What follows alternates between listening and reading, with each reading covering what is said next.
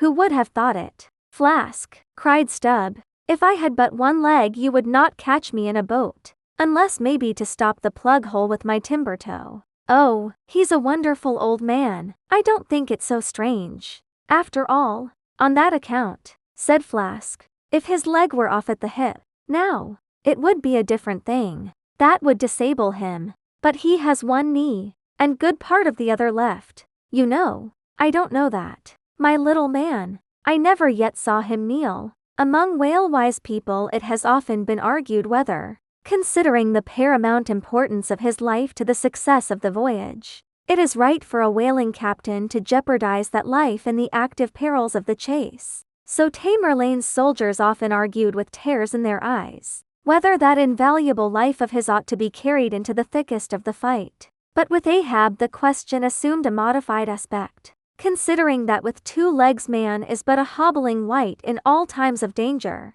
considering that the pursuit of whales is always under great and extraordinary difficulties, that every individual moment, indeed, then comprises a peril. Under these circumstances is it wise for any maimed man to enter a whaleboat in the hunt? As a general thing, the joint owners of the Pequod must have plainly thought not. Ahab well knew that although his friends at home would think little of his entering a boat in certain comparatively harmless vicissitudes of the chase, for the sake of being near the scene of action and giving his orders in person, yet for Captain Ahab to have a boat actually apportioned to him as a regular headsman in the hunt, above all for Captain Ahab to be supplied with 5 extra men, as that same boat's crew, he well knew that such generous conceits never entered the heads of the owners of the Pequod. Therefore he had not solicited a boat's crew from them, nor had he in any way hinted his desires on that head. Nevertheless he had taken private measures of his own touching all that matter,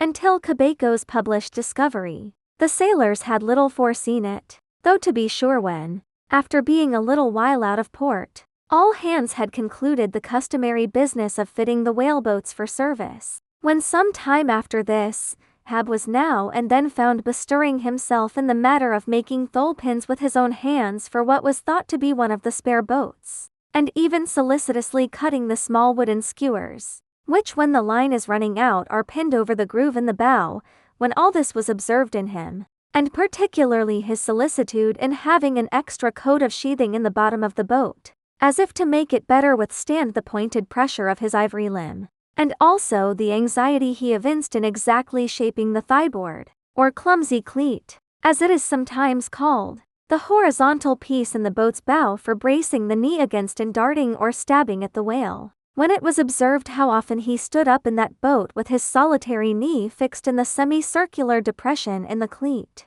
and with the carpenter's chisel gouged out a little here and straightened it a little there, all these things, I say, had awakened much interest and curiosity at the time, but almost everybody supposed that this particular preparative heedfulness in Ahab must only be with a view to the ultimate chase of Moby Dick, for he had already revealed his intention to hunt that mortal monster in person. But such a supposition did by no means involve the remotest suspicion as to any boat's crew being assigned to that boat. Now, with the subordinate phantoms, what wonder remained soon waned away. For in a whaler wonders soon wane. Besides, now and then such unaccountable odds and ends of strange nations come up from the unknown nooks and ash holes of the earth to man these floating outlaws of whalers, and the ships themselves often pick up such queer castaway creatures found tossing about the open sea on planks, bits of wreck, oars, whaleboats,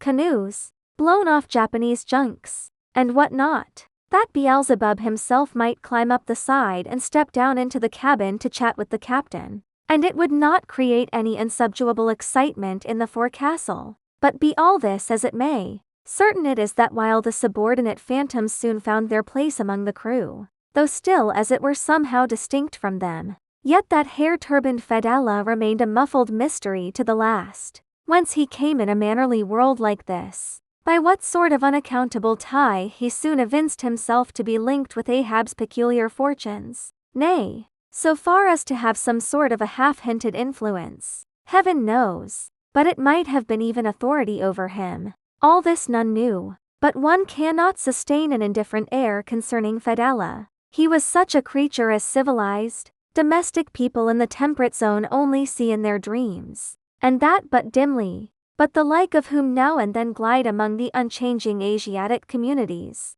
especially the Oriental Isles to the east of the continent, those insulated, immemorial, unalterable countries, which even in these modern days still preserve much of the ghostly aboriginalness of Earth's primal generations, when the memory of the first man was a distinct recollection, and all men his descendants, unknowing whence he came, eyed each other as real phantoms, and asked of the sun and the moon why they were created and to what end, when though, according to Genesis, the angels indeed consorted with the daughters of men, the devils also, add the uncanonical rabbins, indulged in mundane amours,